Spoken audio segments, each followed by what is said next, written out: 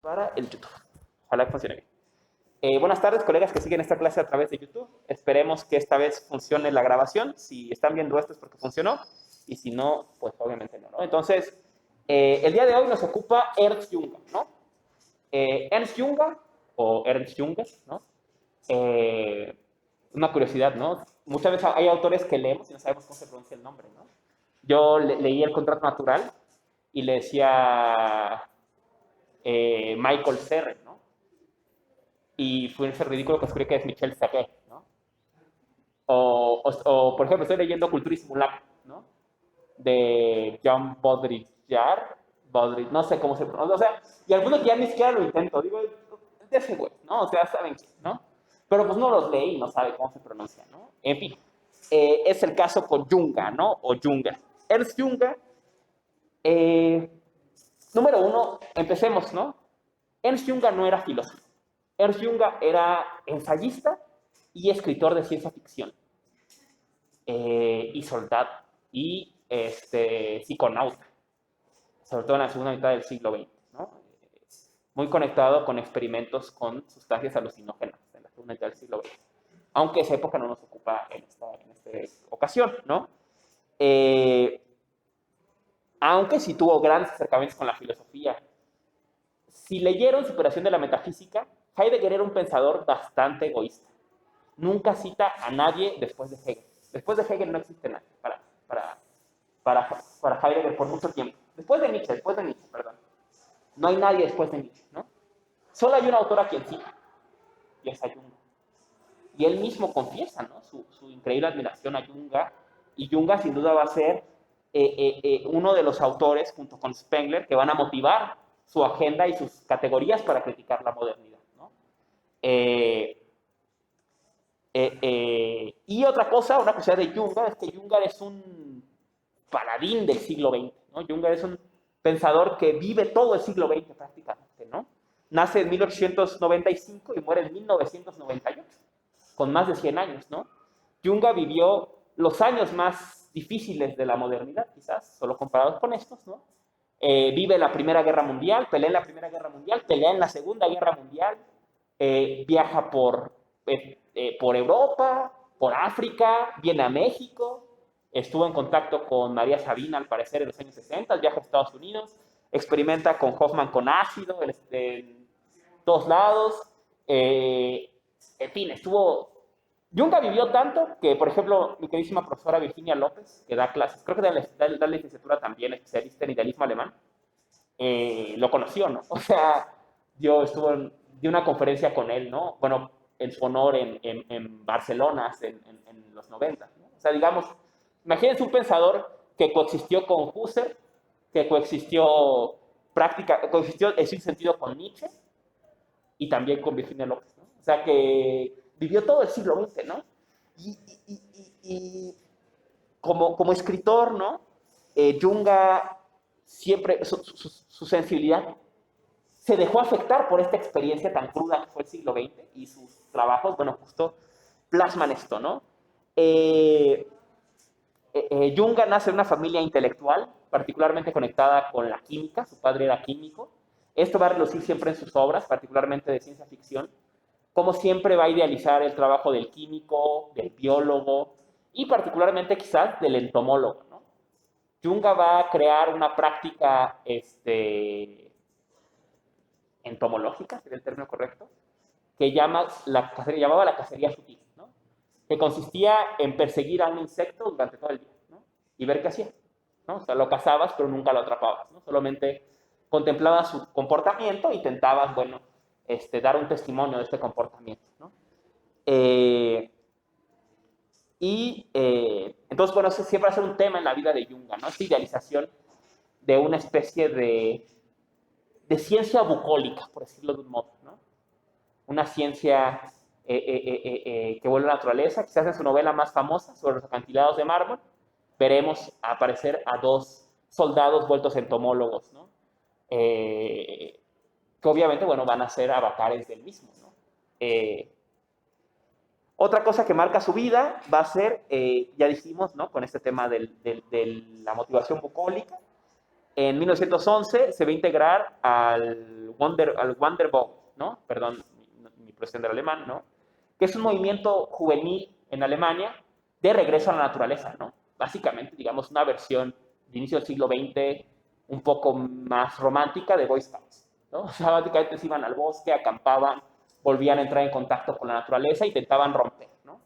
Entonces, esto va a marcar otra característica de la vida de Junga. Hay algo en Junga que quiere escapar. ¿De qué quiere escapar? Del mundo moderno. Junga tiene un corazón romántico, aunque él no lo quiera aceptar, ¿no? Es alguien que ve lo moderno con horror y que quiere desprenderse, ¿no? Que quiere escapar, ¿no? El dolor de su vida es descubrir que no hay a dónde escapar, ¿no? Que el extremo más lejano de la Tierra ya está completamente dominado por la modernidad. Y tercer componente que marca su vida, ¿no? En 1913, con este espíritu de escapar, Junga se une a la legión extranjera. Entonces entra ese tercer elemento a su vida, que es la guerra. Esta unión a la legión extranjera le va a dar pie para ir a África, ¿no? Junga, otra cosa que lo va a caracterizar toda su vida va a ser este deseo de viajar, ¿no? Contra filósofos más sedentarios, ¿no? Como Heidegger, como Sartre, quizás a cierto punto, ¿no? Como Kant, el ejemplo paradigmático, ¿no? Junga es lo contrario, él es el filósofo viajero, el pensador que piensa al encuentro, ¿no? Y que viajó por donde pudo, ¿no? En esta búsqueda, en este sondeo, ¿no? De la experiencia de la modernidad y sus límites, ¿no? Obviamente, ¿no? Sabemos que al año siguiente de integrarse a la Legión extranjera, estalla la Primera Guerra Mundial y Junga se integra al servicio activo como soldado, ¿no? El servicio activo lo manda a una experiencia muy compleja, ¿no? Que es la experiencia de la guerra de trincheras, ¿no? Junga va a participar de la Primera Guerra Mundial con el bando alemán, evidentemente, y va a vivir la cruda experiencia de la guerra de trincheras. Un cambio radical en la dinámica de la guerra que contrasta fuertemente con las guerras de finales del siglo XIX, ¿no? Esto será un tema que va a cambiar su vida, ¿no? Una de las aportaciones de Junga a la filosofía que veremos en esta clase es lo que podríamos llamar hermenéutica de la guerra. Utilizar la experiencia de la guerra como una, digamos, explicitación de las fuerzas fundamentales de una época, de las dinámicas de la modernidad en este caso, ¿no? Junga va a analizar la modernidad desde la experiencia de la guerra, concretamente de la Primera Guerra Mundial. Cómo la Primera Guerra Mundial explicita, primero la Primera Guerra Mundial explicita las dinámicas de la modernidad y eventualmente la Segunda Guerra Mundial con el ascenso del fascismo explicita la dinámica inherente a la modernidad, ¿no? Entonces intenta Junga a partir de esta experiencia esto que podemos llamar una hermenéutica de la guerra, usar la guerra como una clave de interpretación, la experiencia de guerra como una clave de interpretación. Sufre fuertes heridas durante la Primera Guerra Mundial, pero por las mismas heridas y su actividad en el campo, va a ganar la medalla al mérito, ¿no? A los 23 años, ¿no? Entonces, pensemos, ¿no? El joven Junga, apenas de la mayoría de edad, ya es un militar condecorado, ¿no? Cosa que también será importante en su vida. Junga, a pesar de que reniegue, hasta la Segunda Guerra Mundial será parte del ejército, será un soldado condecorado del ejército alemán, y eso lo va a poner en situaciones muy, muy peculiares, ¿no? Fruto de esta experiencia, Junga va a intentar plasmarla, ¿no? Y la va a plasmar en tres caminos, ¿no?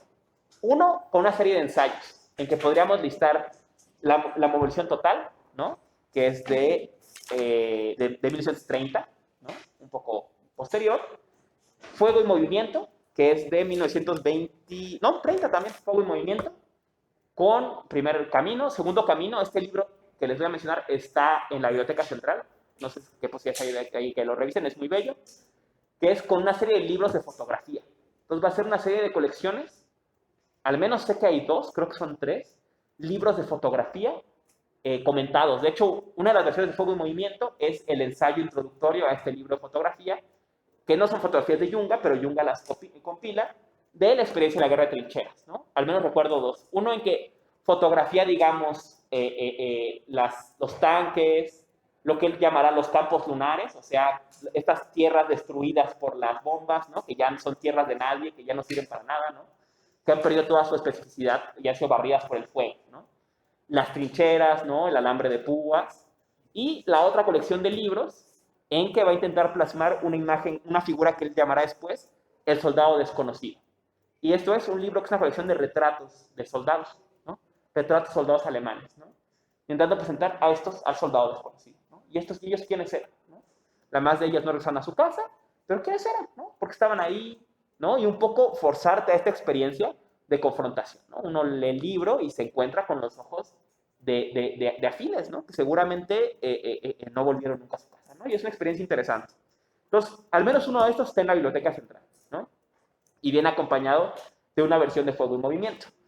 Y la tercera forma fue con su novela La Tempestad de Acero, ¿no?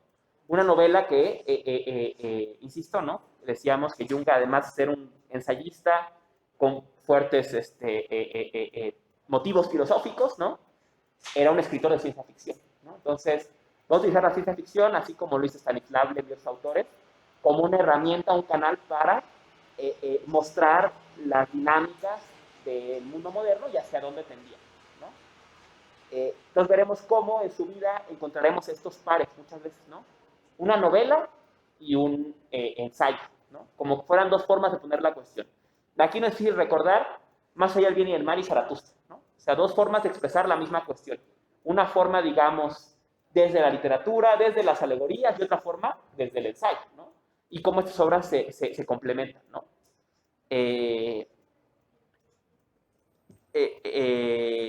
Después de la guerra, Jung va a dedicarse al estudio, ¿no? Va a enfocarse en la filosofía y en la entomología, ¿no? Él va a estar muy relacionado con el tema de los insectos. Insectos y moluscos será un tema muy importante en su vida y en su obra, ¿no? Y va a ser otra cosa que hace Jung es que es uno de los pioneros en la idea del cyborg, ¿no? De la creación de tecnologías protéticas, ¿no? O sea, como prótesis del cuerpo, ¿no? Y el ejemplo que va a usar va a ser el de el cangrejo ermitaño. Cómo el cangrejo ermitaño crea su casa alrededor y esa casa se vuelve parte de su cuerpo, ¿no? Dice, el humano hace lo mismo. Dice, es un error quien me lee y cree que lo que va a hacer el ser humano va a ser ponerse cables en el brazo, ¿no? Ya es un cyborg en tanto que se puso ya su casa como el cangrejo ermitaño, ¿no? O sea, construyó un cuarto con aire acondicionado, construyó un automóvil para ir a alta velocidad. Un poco aquí podríamos ver un guiño a la ciudad de McLuhan, ¿no? Como luego las herramientas técnicas, algunos se vuelven extensiones del cuerpo, ¿no? O sea, la máquina de escribir, extensión de la voz, ¿no? En la pantalla de los ojos, ¿no? Como estas tecnologías de algún modo están articuladas con el propio cuerpo, ¿no? Esta idea la trae Junga también, ¿no? Particularmente en novelas como Heliópolis vamos a ver aparecer este tipo de ideas, ¿no? También, al parecer, ¿no? Esto es muy discutido entre los fans de Junga. Parece que Junga predijo de alguna forma el smartphone, ¿no?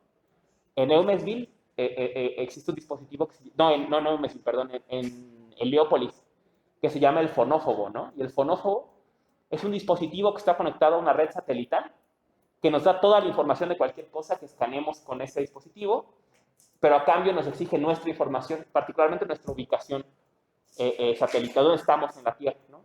Y esa información está fuera de la Tierra en un satélite, y este dispositivo es del siguiente tamaño, dice, es un dispositivo que sobresale 2 dedos de la bolsa de la camisa. Entonces, pues, prácticamente es un iPhone, ¿no? Se ponen en el teléfono, sale 2 dedos de la bolsa de la camisa. Y igual este texto, estás hablando desde 1930 y tantos, ¿no? O sea, bastante antes, ¿no? Pero reconocía esta lógica de la cibernética que iba a apoderarse del mundo moderno, ¿no? En 32, Junga produce uno de sus ensayos más importantes, que es El Trabajador. En El Trabajador, hablaremos un poco del texto, pero grosso modo va a analizar esta figura dominante de la modernidad, ¿no? Que es el trabajador. Piensa Junga que estamos en una época en la que el habitante idóneo de esta época es un trabajador. Es alguien que está dispuesto a convertir todo lo que hace en trabajo. Decía antes, la gente Trabajar era parte de su vida y otra parte era cualquier otra cosa, ¿no? Estar con sus amigos, lo que sea, ¿no? Dormido, no sé. Hoy en día, dice, el trabajo es todo, ¿no? Y es un ejemplo bellísimo. Dice, antes la gente tocaba música y jugaba fútbol cuando no tenía nada que hacer. Tuvo que venir el trabajador para convertir la música y el deporte en un trabajo. Todo es un trabajo y hasta el descanso es trabajo, porque descansas para trabajar. O sea, no descansas por descansar, descansas para regresar el lunes con más ganas, ¿no? Entonces, dice, nada más tonto, decía Junga, que la idea marxista de que los trabajadores tomen el poder. Es tonto porque no se dieron cuenta que los trabajadores tienen el poder desde hace 100 años. La figura del trabajador es la dominante, ¿no? Y aquí recuerdo una cosa que decía una activista kurda, ¿no? Decía, la lucha de los trabajadores debería ser por dejar de ser trabajadores, ¿no? Un guiño, una discusión que se da mucho en los 80, ¿no?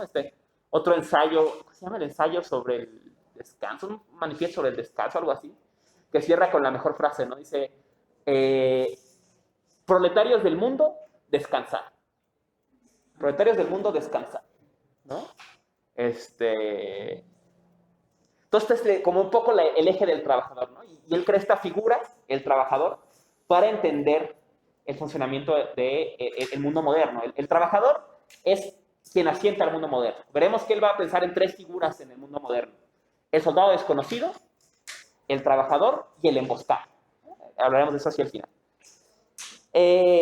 Aparece el texto en 32. Sabemos de las clases pasadas que 32 coincide con el colapso del Parlamento alemán y el ascenso de Hitler al poder en enero de 33, ¿no? Entonces, es una época de fuerte convulsión política en Alemania, colapso de la institución de la República de Weimar y del eventual ascenso del nacionalsocialismo en toda Alemania, ¿no? El nacionalsocialismo existe desde los años 20, pero será en 32 en que se generalice el movimiento y que eventualmente logre llegar a hacerse del poder a partir de 33, ¿no? Porque todavía falta la muerte de Hindenburg para que sea Hitler tenga el poder completo, digamos, de Alemania.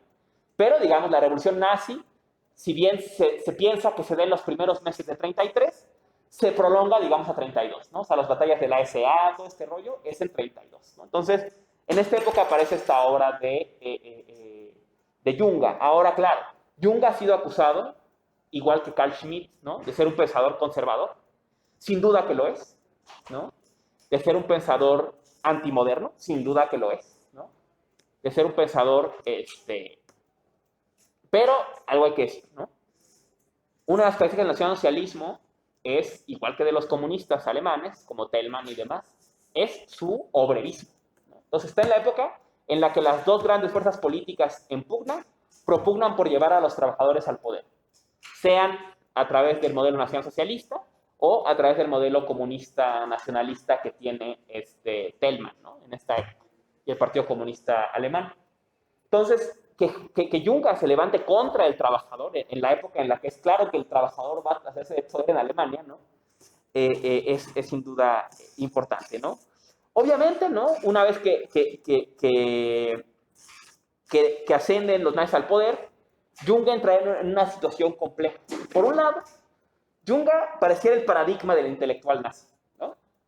Ex soldado, antimoderno, amante de la literatura, amante de la tierra natal, ¿no? ¿No? Progreso, ¿no? O sea, pareciera estar puesto, ¿no? Pero a la vez, pues bueno, como él mismo reconoce, pues mucha de la dinámica del nacionalsocialismo es la misma que la de sus opuestos, ¿no? Entonces, pues, empezará, digamos, como un intelectual reconocido por el régimen, pasará a ser un intelectual aceptado por el régimen, y en 39 empezará el fin para Junga y el nazismo, ¿no? Y va a ser la publicación de su novela más importante, que es Sobre los acantilados de Mármol, ¿no?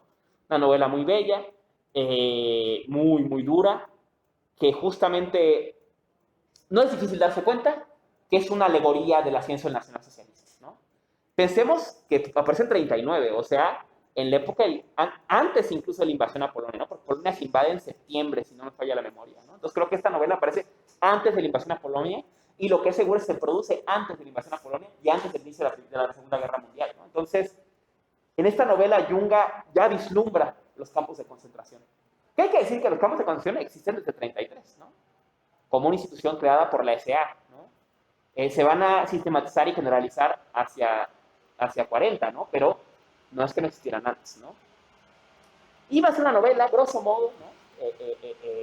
Relata la historia de dos soldados que combatieron una guerra hace mucho tiempo, cerca de la región de Mauritania, y descubren que esta región es muy bella y deciden instalarse en esta región, a las afueras de un pueblito, ¿no? Entonces están en una choza fuera de un pueblo y se dedican ahora al estudio de las ciencias, ¿no? Y se dedican entonces a andar los días, seguir a los pájaros, seguir a los animales, contemplar el río. Es una zona de iguanas, las iguanas son muy importantes, ¿no? Y están cerca de un acantilado de mármol, ¿no? Son unos acantilados de roca de mármol, digamos, ¿no? Estamos pensando en la costa del Mediterráneo, ¿no? Podemos imaginar una playa griega, ¿no? Bien, está más bien pensando del lado de África, pero podemos imaginar este tipo de playas, ¿no? O rocosas. Entonces y ellos de algún modo están al margen de la vida del pueblecillo, ¿no? El pueblecillo sigue su vida y ellos incluso llegan a contemplarla también con el mismo ojo entomológico, ¿no? O sea, la dinámica del pueblo, ¿no? Es obvio, como se dan cuenta, que esto es Jung. Junga está escribiendo a un soldado que peleó una guerra hace mucho y que ahora ha renunciado a las armas en favor de contemplar la naturaleza, ¿no? Es el mismo, ¿no? Y estos soldados, ¿no? Reconocen un proceso en que empieza a haber actos de violencia en el pueblo, ¿no? Relatan uno en que un día amanecen las iguanas despellejadas, ¿no? Se les quita su pellejo y las tiran bajo el acantilado de mármol, ¿no? Y esto genera mucho escándalo en el pueblo, ¿no? Porque hay ahora un brote de violencia. Y entonces, bueno, aquí en el formato del pueblo está el mar, está el acantilado, ellos viven en algún lugar cerca del acantilado de mármol, sobre el acantilado de mármol está el pueblo, y atrás de eso está el pantano, y luego el bosque. Estas topologías eran importantes cuando hablamos de la emboscadura. Pero, entonces, llega del pantano un personaje que es el gran guardabosques. Y el gran guardabosques ofrece traer la paz al pueblo que ahora vive en violencia. Y eventualmente, ¿no? Descubren que el gran guardabosques tiene a sus matones operando en el pantano. Y en el pantano tiene una choza. Relatan, creo que el soldado la encuentra. Llega a la choza y se asoma por la ventana. Dice, en la choza encontré a uno de los matones del guardabosques despellejando a las iguanas. Y lo que más me sorprendió es que no lo hacía con malicia, sino con una avidez quirúrgica, sin ningún sentimiento. O sea, no era un acto violento, sino un acto mecánico. Y entonces descubre que es el gran guardabosques quien inicia la violencia que él mismo promete controlar. Y bueno, es obvio que sí, ¿no? Y no solo es obvio para nosotras y nosotros, es obvio para cualquiera que lo leyera en 39. Entonces, inmediatamente la censura se posa sobre Junga. Y creo que es el ministro de Cultura pide su cabeza, ¿no? Pero al final Junga salva la vida por su medalla al mérito.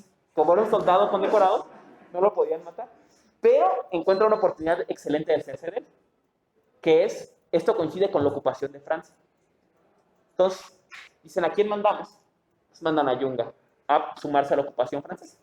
Y Junga, que era bastante bonachón, ¿no? Al parecer, aprovecha la ocasión para, cuentan que en esa época comía todos los días en el Maxims, se entrevistaba con Picasso, frecuentemente invitaba a Picasso a comer con él, ¿no?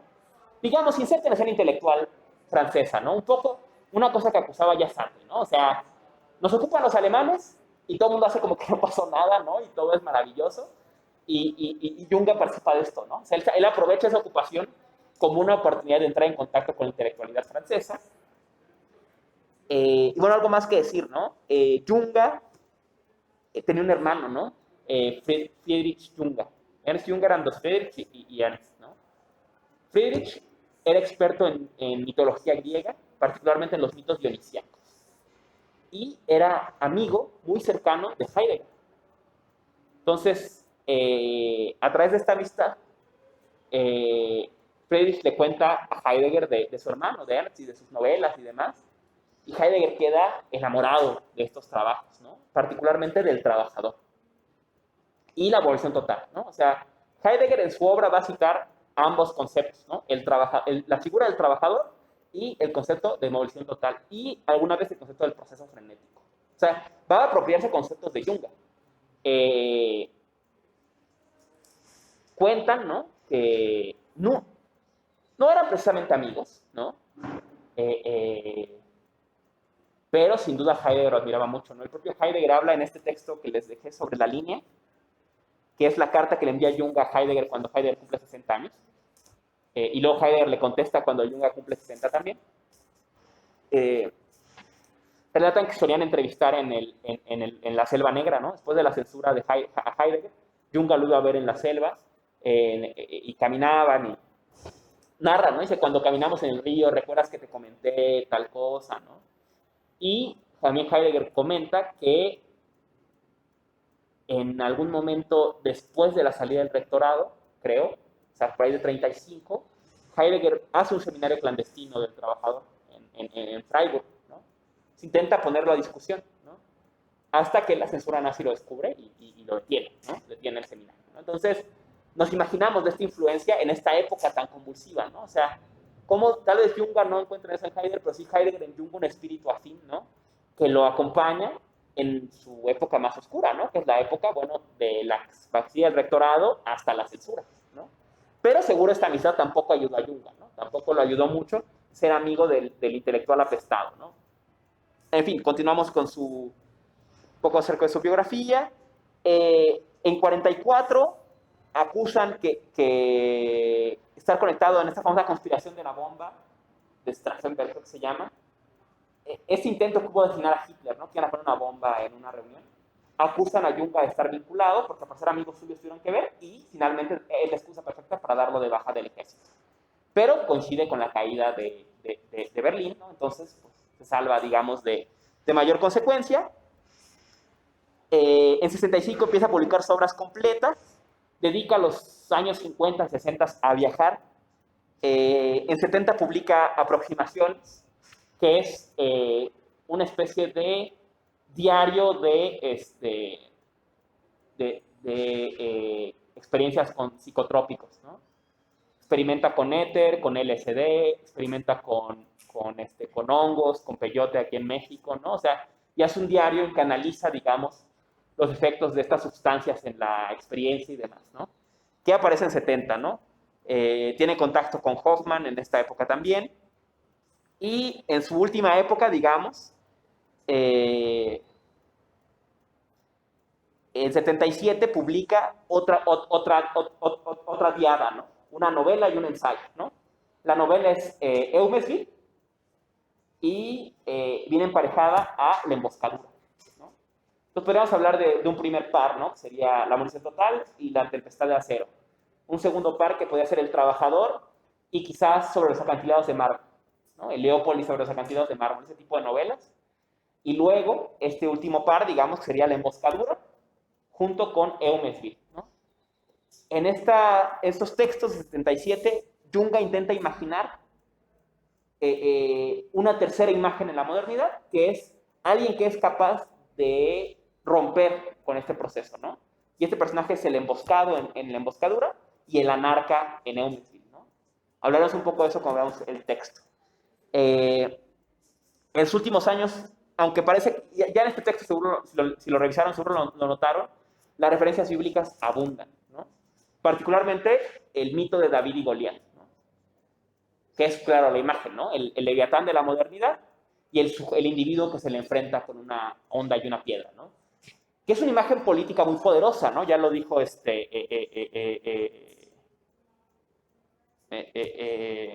Virginia, el profesor Virginia López, ¿no? Decía, es que al final Eumesville, la emboscadura y Eumesville son la apología del terrorista, ¿no? Son textos apologetas del terrorista, ¿no? Y la imagen de David contra Goliat no podría ser más clara, ¿no? O sea, podríamos desde estos textos leer fenómenos como la intifada, ¿no? Podríamos leer la guerra de Vietnam, ¿no? La imagen de los pocos que se enfrentan contra la fuerza de todo el mundo moderno y su tecnología con una onda y una piedra, ¿no? Los que no se dejan, digamos, podríamos decir que es el emboscado, ¿no? El que cuando todos dicen sí, dice no. Es el emboscado, ¿no? Y la novela de Umesby literalmente es un terrorista, ¿no? El anarca lo que está intentando él es un profesor de historia, fracasado, digamos, ¿no? En su carrera, que decide hacer un atentado contra el cóndor. El cóndor es un torturador del ejército. Entonces él decide un atentado contra el cóndor, pero su táctica es la siguiente. Se convierte en su camarero, en su bartender más bien, ¿no? Atiende el bar de la casa del cóndor, ¿no? Y se dedica a analizarlo, a estudiarlo, o sea, y hace toda una tipología del hombre poderoso, ¿no? Y del poder mismo, ¿no? Tiene una frase muy bella, dice, algo tienen los poderosos que no duran. Dice, los dictadores nunca tienen hijos. Son linajes que duran poco.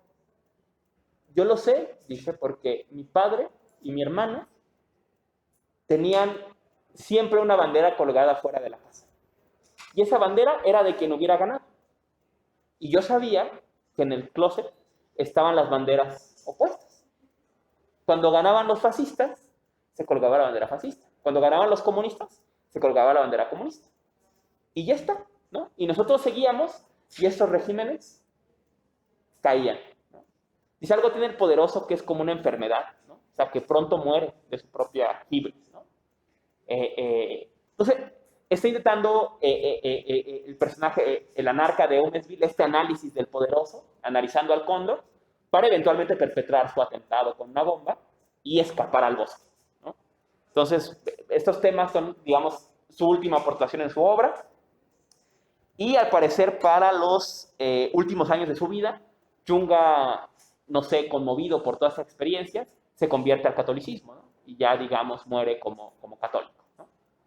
Esta es la vida de Ernst Yunga, ¿no? Dicho esto, bueno, con un panorama más general de su vida, ¿no? Entramos a su obra, ¿no? Vamos a revisar 4 textos, ¿no?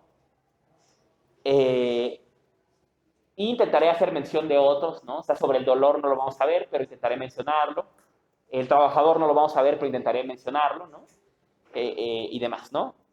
El primero, ya dijimos, es los textos de la época de la Primera Guerra Mundial. O sea, Fuego y Movimiento y La Movilización Total. Estos textos son un poco diferentes. Fuego y Movimiento es un texto que, aunque tiene cierta carga conceptual, ¿no? Una especie de topografía, decía él, de la experiencia de la guerra, son textos un poco más anecdóticos, ¿no? O sea, que narran su experiencia.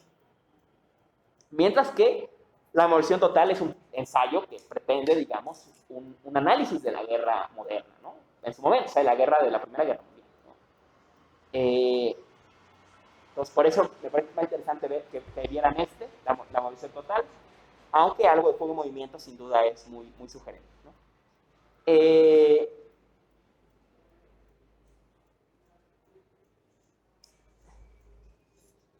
Empieza Junga de algún modo con esta idea, ¿no? de que cada guerra refleja su tiempo, ¿no? Las guerras son un modelo de las dinámicas de una época, ¿no? Dice, y así la guerra moderna, ¿no? Dice, la guerra moderna muestra el nacimiento del mundo moderno, ¿no? O sea, y esta guerra tiene varias características. Intentemos ver cuál es esta peculiaridad de la guerra moderna. Dice, la guerra no es nueva, pero sí la forma en que se combate. Y esa forma dice mucho de una época. Entonces, dice Junga, ¿no? Primero, anotar, dice esta guerra, ¿no? Digamos, empecemos con la primera dupla, digamos. Dice, las guerras premodernas, ¿no? Son guerras de movilización parcial. ¿Por qué movilización parcial? Varios motivos. Número 1, había una casta especializada en la guerra, ¿no? Pensemos en la guerra medieval, ¿no? existían los caballeros, ¿no? Solo ellos peleaban la guerra. O pensamos en la guerra japonesa. Los samuráis peleaban la guerra y la demás gente no tenía nada que ver, ¿no? Eran guerras, decía, de recursos limitados, ¿no? O sea, el señor feudal calculaba si le convenía apoderarse de un terreno y tenía un tesoro de guerra acumulado, se juntaba de los impuestos, y entonces se iba a la guerra hasta que ese dinero se acababa, ¿no? Podemos pensar también en la imagen de las cruzadas, ¿no? O sea, estas guerras más planificadas, y las guerras solían pelearse fuera, en el campo, ¿no? Había muchos conflictos que llegaban a la ciudad, pero solían pelearse en el campo de batalla, ¿no? Dice Yunga, ¿no? Dice, estamos lejos, ¿no? Esta guerra, digamos, la Primera Guerra Mundial, él no sabía que era la primera, dice, leemos, ¿no? Leemos, vamos a leer en la...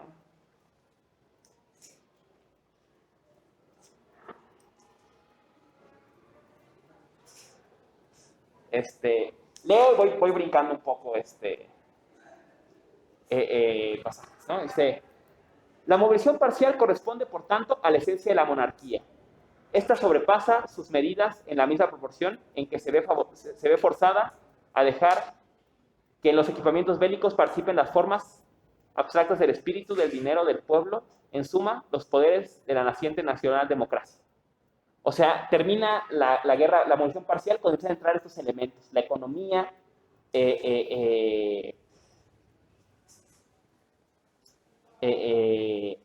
idea del pueblo, o sea, los nacionalismos, ¿no? Entran en la nueva guerra, ¿no? Dice, ahora cabe ir observando cómo la creciente transmutación de la vida en energía y la progresiva volatilización del contenido de todos los vínculos en beneficio de la movilidad otorgan un carácter cada vez más incisivo al acto de la movilización. Entonces, esta época se caracteriza por una mayor movilización de todo, ¿no? Se convierte en tarea de todos los hombres aptos para las armas.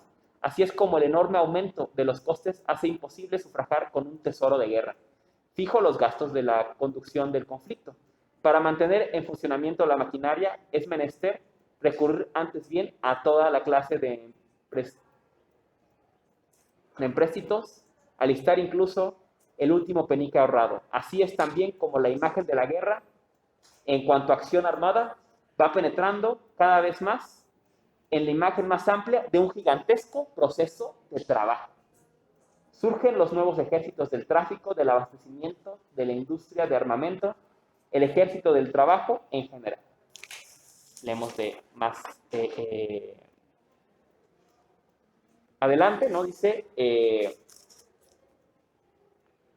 muchas son las cosas de género que cabría nombrar, pero basta contemplar esta nuestra vida misma en su completo desencadenamiento y en su implacable disciplina, con sus zonas humeantes e incandescentes, con la física y la metafísica de su tráfico, con sus motores, sus aeroplanos, sus ciudades donde viven millones de personas. Basta contemplar esas cosas para vislumbrar con un sentimiento de horror mezclado de placer, que en ninguna de ellas hay un solo átomo que no esté trabajando. Y que nosotros mismos nos hayamos adscritos en lo más hondo a ese proceso frenético. Más que ser ejecutada, la movilización se ejecuta a sí misma. Ella es tanto en la guerra como en la paz la expresión de la exigencia misteriosa y coercitiva a que nos somete esta vida en la edad de las masas y las máquinas. Y así ocurre que cada vida individual se convierte cada vez más claramente en una vida de trabajador, y que la guerra de los caballeros, de los reyes y de los burgueses van seguidas de las guerras de los trabajadores, ¿no? Entonces aquí vemos los primeros guiños del uso de la figura del trabajador, ¿no? El gran cambio entonces entre la guerra de movilización parcial y la guerra de movilización total, primero que nada, es el alcance, ¿no? Una es una guerra de señores feudales que se pelea con recursos limitados y con una casta guerrera. La guerra moderna se pelea por las naciones o los bloques económicos incluso, por todo mundo, ¿no? Y por ejemplo, aquí empieza la idea del servicio militar obligatorio, ¿no? O sea, ya no es una casta de guerreros. Quien pueda pelear, ¿no? Y podemos llegar a extremos como los que hoy vemos en Ucrania, ¿no? ¿Quieres pelear? Aquí hay una metralleta, vete a pelear. ¿Cómo? Como quieras, ¿no? Todo mundo participa del proceso de guerra, ¿no? Y además dice Yunga, dice, son guerras marcadas por la idea de progreso y eventualmente por una fe.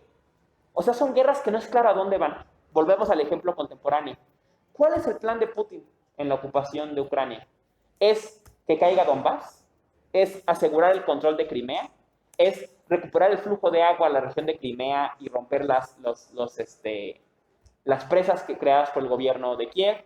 ¿Es que caiga Kiev completo? ¿Es avanzar hasta Polonia? Nadie sabe.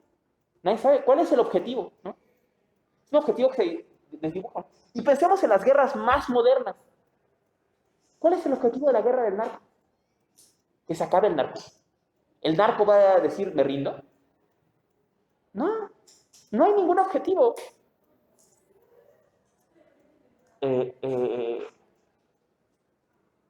Decía, es una fe, dice, hay una cierta fe en el progreso que hace que la idea de finalidad se extienda al infinito. ¿Y para qué es esta guerra? Para defender el modo de vida americano. ¿Eso qué es? ¿No? ¿Cuál es el objetivo concreto? Para defender la democracia, decían cuando la ocupación de Irak. ¿Eso qué es? ¿No? Extender ese proceso al infinito. O sea, no es, el objetivo es hacernos este territorio. El objetivo es, no, es un objetivo abstracto, que toda idea de finalidad se dibuja. ¿Y cuándo va a acabar esta ocupación? Que es el problema en Afganistán, ¿no? ¿Y cuándo va a acabar la ocupación? ¿Cuándo vamos a ganar? ¿No? El día que se fueron, el talibán volvió a tomar el poder, ¿no? 10 años de ocupación no hicieron ninguna diferencia más que en la vida de las personas que quedan atravesadas por este proceso, ¿no?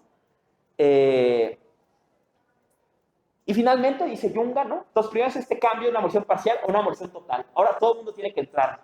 Y la forma en que participa este proceso. Dice, la guerra antigua, y aquí vemos la idealización premoderna de Yunga, ¿no? Es una guerra de caballeros, ¿no? Es una guerra de una casta de guerreros, ¿no? Con valores, ¿no? Aquí podemos imaginar la ciudad del Bushido del Japón, de la periodo Tokugawa, ¿no? Un guerrero con valores, ¿no? Que pelea con la espada, pero también escribe haikus y también practica hacer una idealización, ¿no? Y pensemos en el ejemplo del propio Japón. El ejército de samuráis es reemplazado por el ejército de la conscripción, de campesinos, que es el ejército que pelea la guerra sino-rusa y eventualmente que avanza hasta las acciones de la Segunda Guerra Mundial, ¿no? Este cambio. Y finalmente, ¿no? Dice, no solamente es que todos se movilicen, todas las personas se movilicen, sino todos se movilizan, ¿no? Decía el meme, ¿no? 5 bailes de TikTok que puede hacer para parar la invasión de Ucrania, ¿no? Todo se moviliza para la guerra, ¿no? Esto, imaginen, yo siempre, el ejemplo que ilustra muy bien esto es, piensen en la propaganda de guerra, de la Segunda Guerra Mundial, particularmente la propaganda americana, ¿no? Esta idea de todos ayudan el esfuerzo, ¿no? Nuestros chicos pelean en el frente, pero también tú haces algo, porque tú juntas desechos de metal y también compras bonos de guerra y además, recuerdan en Los Simpsons, ¿no? Y hasta el perrito ayuda, ¿no? Y está un perro salchicha jalando un letrero, ¿no? O sea, todo el mundo ayuda en el fuerza de guerra. Dice Junga, exacto. Dice, ahora todos son soldados, ¿no? Pensemos otra vez en un ejemplo sentido para nosotros, nosotras y nosotros, la guerra del narco. Todos peleamos en esa guerra, aunque no queramos, aunque no estemos de acuerdo, ¿no? ¿No? Mucha gente ha dado su vida por la goma de opio, aunque nunca la haya visto, ¿no? O sea, y participamos en el proceso, queramos o no queramos, ¿no? Y además dirá, bueno, ahorita entonces detalles sobre esto, ¿no? Y si además esta guerra va a revelar, ¿no? Que la dinámica del mundo moderno es la dinámica del tráfico, ¿no? De moverlo todo, que todo esté movilizado, ¿no? Y al final lo que está subrayando es esta lógica del trabajo, ¿no? Que la guerra pasa de ser un acto sublime, heroico, digamos, lo que sea, a ser un trabajo, ¿no? ¿Cuánta gente trabaja de soldado hoy en día? Mucho, ¿no? Y no solo eso, ¿no? En un momento todas y todos tenemos que trabajar para la guerra, ¿no? Tenemos que trabajar peleando, tenemos que trabajar aportando dinero, tenemos que trabajar aguantando austeridad, ¿no? lo que pasa en Rusia, ¿no? Putin decide invadir Ucrania y tú tienes que pagar más gasolina, ¿no? Tú te quedas sin trabajo porque es parte del esfuerzo de guerra. Hasta tú eres parte, ¿no? Como el tipo este que se amarró en el McDonald's para que no lo cerraran, ¿no? O sea, hasta tú eres parte de este esfuerzo, ¿no? Quieras o no quieras, ¿no? Lo que él llama el proceso frenético, ¿no? Y aquí podemos encontrar un match literario entre Junga y Martinet, ¿no? Y el futurismo, ¿no? Que reconocen también esta dinámica de la ciudad, ¿no? Del proceso frenético. Decía Martinetti en su manifiesto, es el espíritu de la velocidad. Dice, estamos poseídos por el espíritu de la velocidad, ¿no? Dice, y nos posee, piensa, ¿no? En la imagen, tomar un café y el café te acelera. Y entonces te subes a tu coche y vas rápido, ¿no? Y lo que ellos querían, el objetivo, por ejemplo, pictográfico de los turistas, es pintar la velocidad, ¿no? Yo puedo pintar, es la típica este ejercicio del trabajo, del caballo, perdón, ¿no? El caballo que corre, ¿no? Yo puedo pintar un caballo, se ha pintado caballos desde la Edad Media, desde antes de la antigüedad, pero nunca los hemos logrado pintar corriendo. O sea, podemos pintarlos en el gesto, pero no podemos pintar su velocidad. Y lo que ellos querían era, ¿cómo pintamos la velocidad? ¿No? Y entonces por eso, de usar la distorsión, ¿no? En sus pinturas para expresar este gesto de ir rápido, ¿no? De las típicas técnicas. Y la ciudad también, el tema de pintar la ciudad, ¿cómo pintar la ciudad? No bucólicamente, sino en movimiento, ¿no? Frenético, ¿no? Claro, lo ven desde dos lados, ¿no? Junga lo ve con terror, ¿no? Bueno, dice con un terror mezclado con placer. Y Martinetti lo ve con admiración, ¿no? Pero estamos viendo el mismo proceso, ¿no? Y finalmente es esto, ¿no? Como la lógica que se apodera de todo es la lógica del trabajo, ¿no? Dirá Junga cada vez más, el proceso de guerra es un proceso de trabajo, ¿no? O sea, no se trata de ser, imaginemos, ¿no? Estas idealizaciones de la guerra premoderna, ¿no? Pensemos, no sé, en Corazón Valiente, ¿no? La guerra, ¿no? Un proceso muy desordenado, ¿no? Medio caótico, ¿no? Por defender Irlanda y todo este rollo, ¿no? Sí, era Irlanda, ¿no? Pues Escocia, perdón, ¿no? Defender Escocia, ¿no? Y ahora, ¿cómo es la guerra, no? Por ejemplo, yo tengo un familiar que es soldado, ¿no? Y ahora el pobre está en la Guardia Nacional, ¿no? Y me hace cuenta qué hace, ¿no? Es un tipo muy agradable, sorprendentemente. Dice, no, pues, ¿y tú qué haces, chamba? Dice, pues, normalmente pongo instalaciones eléctricas, trabajos de albañilería, ¿no? O sea, es un soldado. ¿Y qué hacen los soldados? Pues, arreglo coches, pongo, ¿no? O sea, pues eso es May, ¿no? O sea, el trabajo real del soldado ya es un trabajador, ¿no? No hay diferencia, ¿no? Lavo con la Karcher, ¿no? O sea, en realidad, yo nunca lo he oído hablar hasta donde yo sé, nunca ha pisado trabajo activo, ¿no?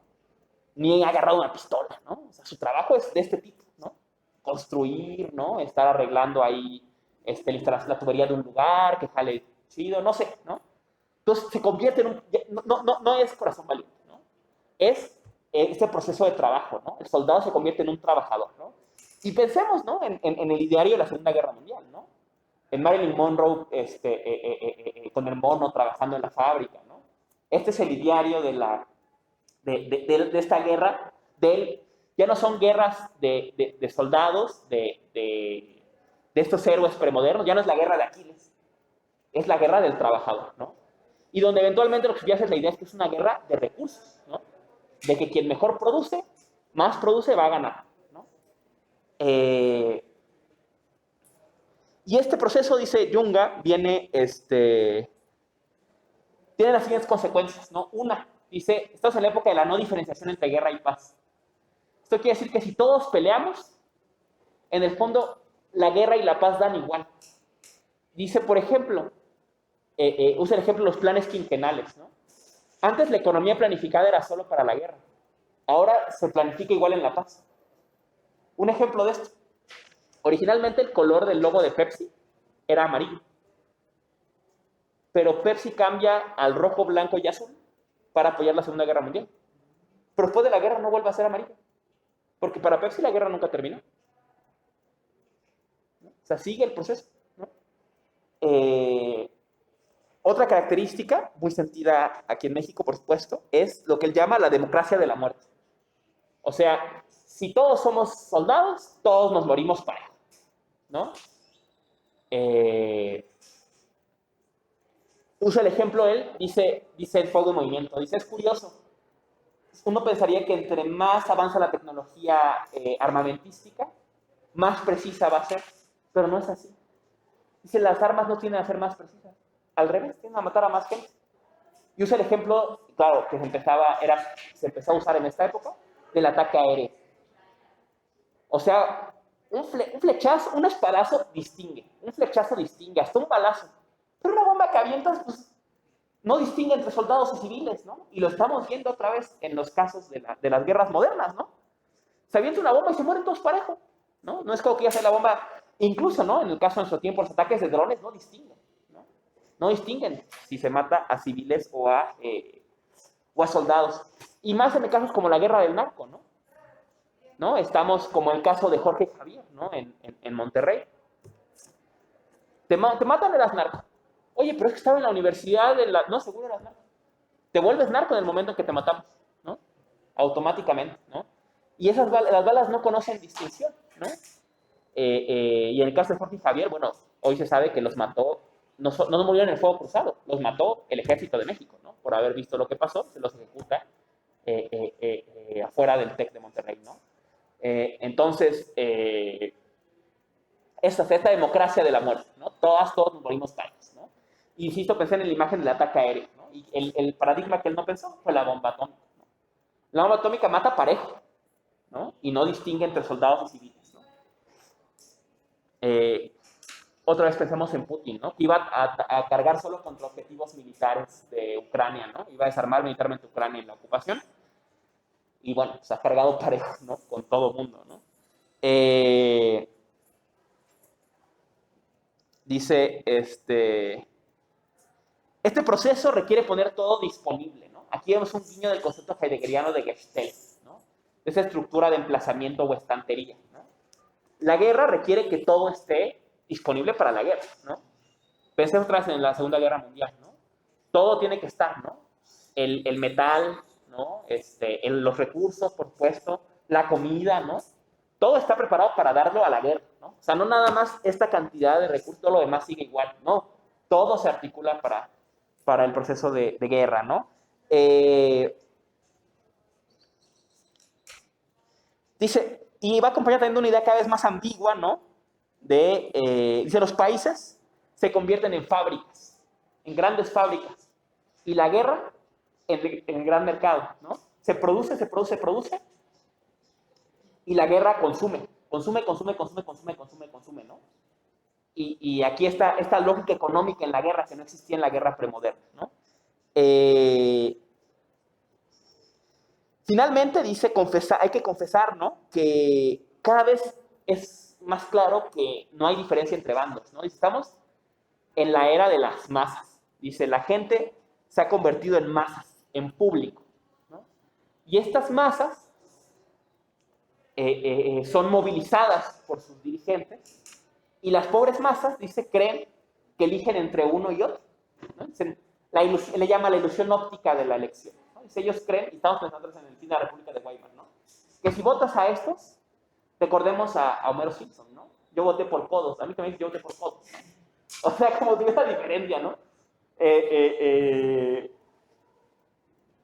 Y esta otra idea que luego Heidegger se va a apropiar, ¿no? La idea de que la no diferenciación entre bandos, ¿no? Al fin, dice Heidegger, estamos en la época en que todos los poderes se fusionan, ¿no?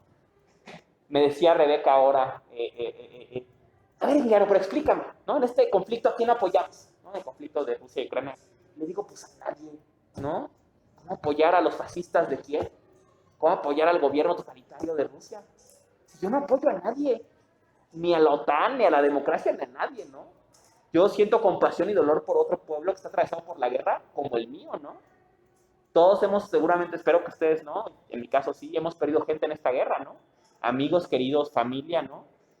Y siento empatía por gente que pierde su casa, pierde su familia, pierde sus amigos en la guerra, quien sea, ¿no? Pero no voy a aplaudir a ninguno de estos que al final están ¿no? Es un poco lo que Juncker va a decir, está delatando esto, ¿no? ¿A quién va, cómo señalar bandos en esta época donde todos operan con la misma lógica, ¿no? Y este va a ser una de las grandes herramientas de crítica a la modernidad que va, digamos, a atravesar el siglo XX, ¿no? La podemos ver en Benjamin, la podemos ver en Juncker, por supuesto, en Heidegger, ¿no? Decir, en el fondo, ni son tan diferentes. En el fondo, estos bandos que están peleando el mundo moderno, ni son tan diferentes. Los mueve una misma lógica, ¿no? Y al final son, digamos, caras del mismo proceso, ¿no? Decía Heidegger, ¿no? El nazismo no es más que la expresión barbárica de la modernidad. Es burda, pero es lo mismo. Lo que está haciendo Estados Unidos no es muy diferente, solo con otra faz, digamos, ¿no? Dice entonces, ¿no? Esta idea de la ilusión óptica de las elecciones, ¿no? Y del nacimiento de las masas, ¿no? Y esta imitación de la fábrica, ¿no? Para cerrar este tema de la hermenéutica de la guerra, ¿no? Vemos cómo de la guerra extrae pistas para entender la modernidad, ¿no? La abolición total, la distinción entre guerra y paz, la democracia de la muerte, todos esos temas, ¿no? Dice fuego y movimiento, solo para redondear, ¿no? Dice, estas son las dos máximas que movían la guerra, el fuego y el movimiento. Nos movíamos y disparábamos, ¿no? Pensando en la guerra de trincheras, ¿no? Avanzábamos y nos disparaban, fuego, movimiento, ¿no? Era la dinámica. Decía, al final eran batallas de materiales. Quien tenía más balas ganaba, quien tenía más alambre de púas ganaba. Entonces era una batalla de recursos, que no se peleaba en el campo, sino en la fábrica, ¿no? Este es un tema muy peculiar en las guerras modernas, ¿no? Se pelean en las fábricas de armas y no en los campos, ¿no? Y decía, lo curioso es que eran guerras por territorio, ¿no? La guerra de trincheras peleaba, ¿no? Pero los territorios empezaron a ser metros, ¿no? Avanzamos 3 metros, retrocedimos 1 metro. Y cuando ganábamos, conquistábamos lo que llama Juncker campos lunares. Decía, tierra que ha perdido toda su singularidad. Las casas que había ya las destruyeron. El campo que había ya lo quemaron. Y solo quedan cráteres de donde cayeron las bombas. Dice, son campos lunares. Aquí podemos imaginar un poco la imagen de norte de Siria, por ejemplo, ¿no? Como el famoso antes y después, ¿no? Ganaron, pero ya no queda nada. Ya no queda nada por qué ganar, ¿no? O sea, aquí podríamos recordar en contraparte la famosa frase de Durruti, ¿no? Cuando se dirige a la gente en el radio en Barcelona, ¿no? Decía, nos dicen que si vamos a la guerra vamos a destruirlo todo, ¿no? Pero dice, nosotros no tememos a las ruinas, pero construimos este mundo nosotros, ¿no? Si no tememos a las ruinas porque tenemos un nuevo mundo en nuestros corazones, ¿no? Y esta idea de la reconstrucción, ¿no? En Durruti, ¿no? Y este imaginario, claro, obrerista, ¿no? Pero serie de campos lunares. Si quieren ver un ejemplo muy bueno de esto, vean la película que estuvo nominada al Oscar en 19, creo que fue 1917. 1917 es una muy buena expresión de los campos lunares, ¿no? O sea, cuando salen de la trinchera los ingleses y está el caballo muerto y todo, pues ustedes que están peleando por nada, ¿no? O sea, no es que no van a conquistar Constantinopla, ¿no? Ya no queda nada de los pueblos que quieren conquistar, ¿no? Los barrieron ya, ¿no? Un poco así podemos pensar esta idea de los campos lunares en Juncker, ¿no? En fin, hasta aquí algo que quieran decir, comentar. Adelante, por favor.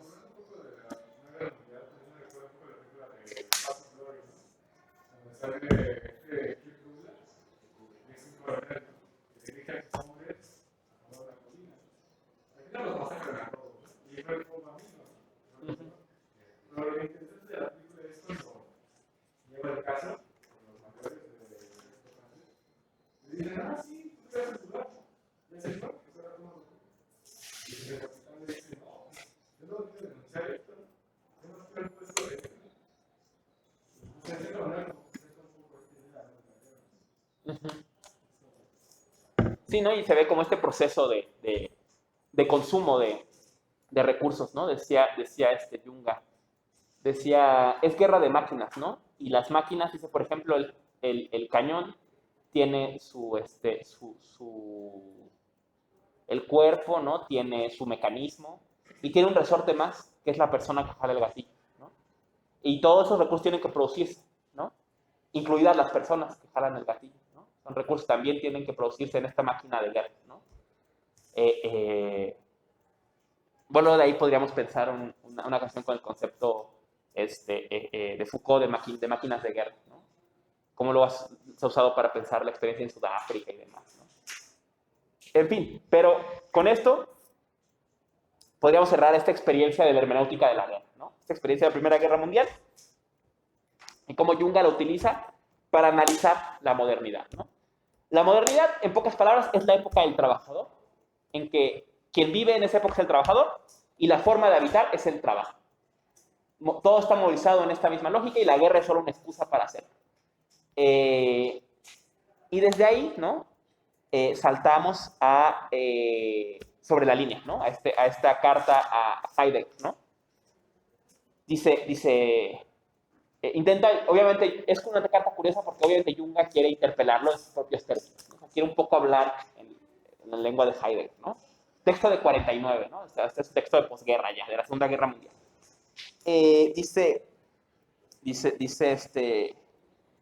Dice Jung, ¿no? El nihilismo nos interpela, ¿no? Algo es el nihilismo que está ahí. Dice, y lo percibió Nietzsche, ¿no? Como decíamos, pero también Dostoyevsky, ¿no?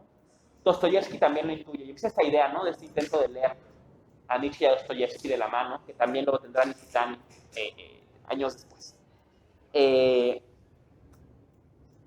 Dice, y esta... pensar el nihilismo está más allá de todo optimismo y pesimismo, ¿no? Dice, al final el nihilismo se ha vuelto una buena herramienta, dice, una herramienta de terror. Dice, quieren usar esta sensación nihilista los poderosos para infundirnos terror, ¿no? Esto ya no va a ningún lado, no tiene nada de sentido. Pensemos que estamos empezando el mundo de la posguerra, ¿no? Con la amenaza nuclear y todo, ¿no? En cualquier momento esto se va a acabar, ¿no? Dice, este terror, ¿no? Permite justamente mantenernos controlados, ¿no? Junga tendrá una relación muy interesante con el terror, ¿no? Sobre todo hacia el final de su obra.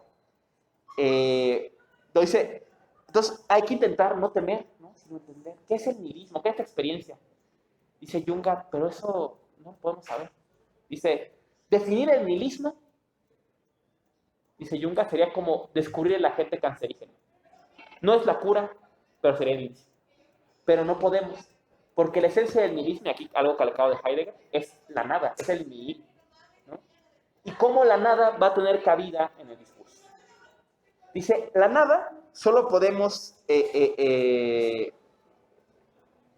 tocarla, habitar sus periferias, contemplarla periféricamente, ¿no? Los lugares que la rozan, no podemos entrar a su fondo, porque su fondo mismo nos excluye, digamos, ¿no?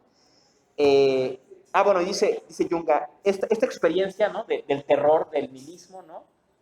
Es la dinámica de la guerra de nervios, ¿no? Este concepto de guerra de nervios es muy poderoso porque recuerda mucho. Piensen en, hoy es una clase muy cinéfila, ¿no? En Doctor Strangelove, ¿no? De Kubrick, ¿no? La guerra de nervios, ¿no? Cuando está con el botón que lo va a picar, ¿no? Y no lo va a picar, ¿no? O sea, es esta guerra de terror, ¿no? Las bombas nunca se lanzaron, ¿no? Pero todo el tiempo, al menos durante 30 años, el mundo estuvo con ese terror, ¿no? De que se iba a mover el interruptor nuclear y que mañana ya todo no iba a valer nada, ¿no? Entonces está esta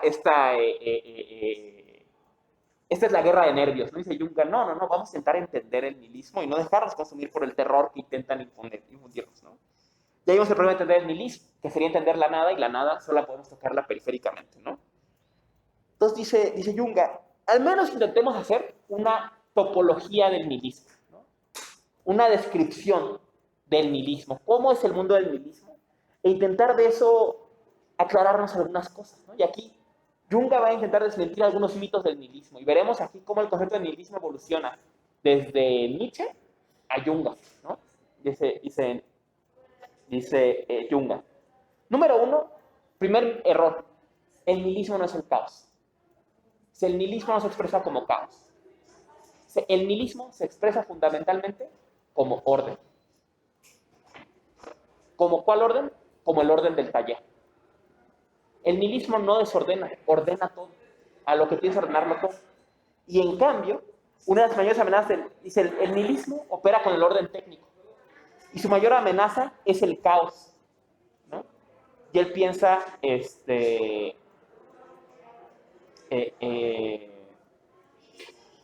contrasta, por ejemplo, la higiene. Dice, el nihilismo es higiénico, ¿no?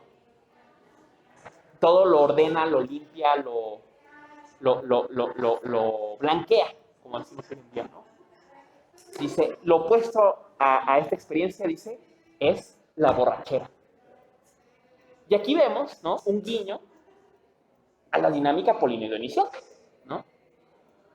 La fuerza figurativa de Apolo se presenta como orden, se presenta como higiene, y Dionisos reaparece cuando se le permite al desorden regresar, ¿no? Y es entonces la experiencia de la borrachera, ¿no? Y pensemos, ¿no? Por decir una imagen, ¿no? Yo estuve en una estadía en Japón como en 2017. No, en Ochitlán fue en 17, ¿no? Entonces fue en 17 estuve en Japón, ¿no? Y la sociedad japonesa es extremadamente higiénica, ¿no? Marcada por el silencio, por el orden, ¿no? A un punto que llega a ser sofocante, ¿no? Por ejemplo, ¿no? También los japoneses gustan mucho de beber, ¿no? Y son muy borrachos. Entonces a mí me gustaba ir los viernes al centro, ¿no? Lo vi en Tokio, pero yo estaba en Nagoya. Y siempre iba los viernes al centro, en una ciudad más o menos mediana, digamos, de Japón, no una ciudad no turística, ¿no? Una ciudad marcada por la industria automotriz, básicamente. Y porque ahí está Heisek, pero bueno, ahí estaba yo, ¿no? Entonces, iba en la noche. Y yo no bebo, ¿no? Pero iba porque me gustaba ver el caos de ese orden. Los japoneses son muy silenciosos. O sea, tú reconoces a un borracho europeo a 1 kilómetro de distancia. ¿Por qué llega gritando? ¿No? Es obvio, ¿no? Y siempre incomoda, ¿no? O sea, está la normalidad y llega el borracho, ¿no? Pensemos en una persona normalmente en situación de calle, ¿no? Que está moneando, ¿no? Y que está actuando erráticamente. Incomoda, saca de onda. ¿Por qué? Porque rompe el orden. Es una sociedad en la que no pasa nada, ¿no? Esta sociedad nihilista, perfectamente higiénica y ordenada, incomoda, ¿no? Entonces a mí me gustaba ver esto en Japón, ¿no? Cómo la gente, los japoneses, perdían ese orden, ¿no? Y seguían siendo callados, pero se venían cayendo en el metro, ¿no? Y era algo interesante, ¿no? Otra experiencia de esto, ¿no?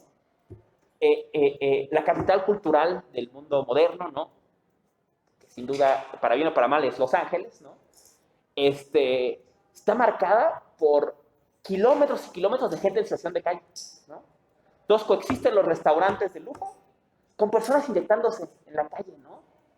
Y es encantador esa idea, ¿no? O sea, pensar este contraste del orden, ¿no?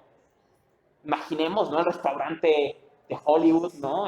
Toda esta idiosincrasia alrededor de él, los estudios, y alguien inyectándose heroína fuera del estudio, ¿no? Alguien tomando fentanil fuera del estudio y gritando, ¿no? Pateando, ¿no? Es este contraste, ¿no? O sea, y esto que piensa Junga, ¿no? Entre la higiene y la borrachera, ¿no? Y cómo el nihilismo no es borrachera sin higiene, ¿no? Dice él, finalmente el desorden es un riesgo, ¿no? Y aquí consta también, por ejemplo, el jardín y el bosque. El bosque es peligroso porque no está ordenado, ¿no?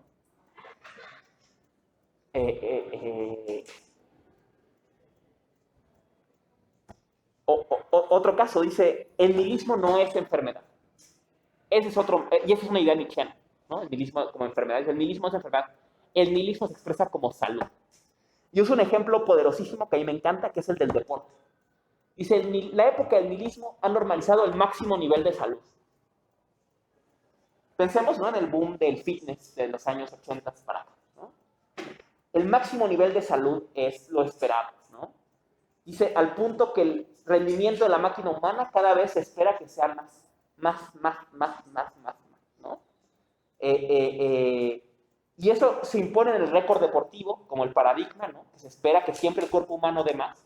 O sea, nunca creemos en las Olimpiadas que ya no se van a romper récords, ¿no? Que el cuerpo humano ya dio su máximo. Siempre se espera más. Y eso se extiende al centro de trabajo, por ejemplo, ¿no? Siempre se espera más de ti, ¿no? Un primo que yo te lo decía que, muy divertido mi primo, el día de como va a cumplir 50 años, ¿no? Y se inscribió al CrossFit, ¿no? Y decía, ¿no? Estaba haciendo ejercicio, ¿no?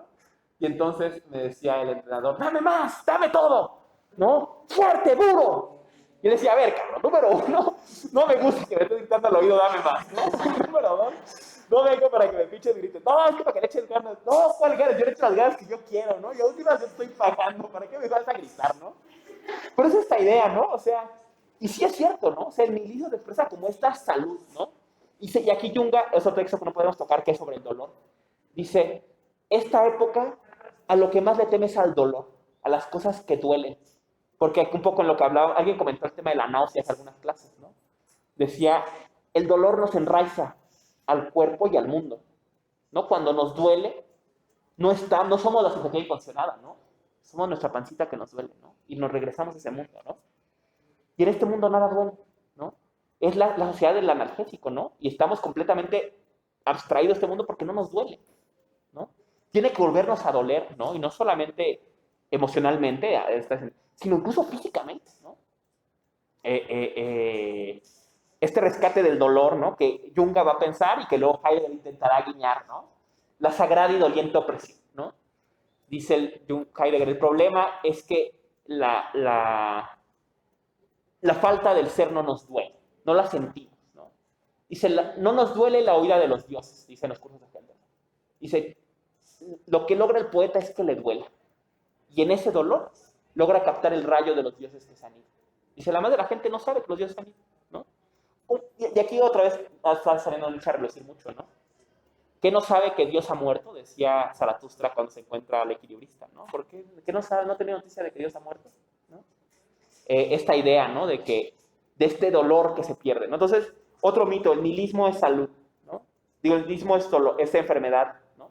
No, el nihilismo es salud, ¿no? Su expresión más clara es la salud, ¿no? Y por eso el trabajador moderno, ¿no? Y aquí es el mito soviético, ¿no? ¿Cómo es el trabajador? ¿No? ¿Es guapo? Es hombre, número uno. ¿Es guapo? Y está mamadísimo, ¿no? Piensen en la estatua soviética, ¿no? A mí me gustaba mucho Rius, ¿no? Cuando rompe con la URSS, ¿no? Los parodia mucho, ¿no? Y dibuja así a todo, y hasta el bebé está mamadísimo al final, ¿no? Y era como un chiste, ¿no? O sea, esa es su idealización, ¿no? Del mundo del trabajador, ¿no? Y lo mismo en el mundo moderno, ¿no? O sea, lo mismo en el mundo, entre comillas, libre, ¿no? O sea, ¿no? En este culto al fitness que tenemos en el mundo moderno, ¿no? No solamente hay que trabajar como bestias salvajes y regresar hasta Chalco o hasta donde vivamos, ¿no? Aparte hay que estar mamadísimos, ¿no? O sea, este requerimiento, pues exacto, ¿no? De máximo rendimiento del cuerpo, ¿no? No basta que trabajes mucho, también hay que estar mamado, ¿no? Y es esta expresión del nihilismo, ¿no? Piensa Junga, ¿no? Exacto, que es poner a condición al trabajador, ¿no? El trabajador tiene que estar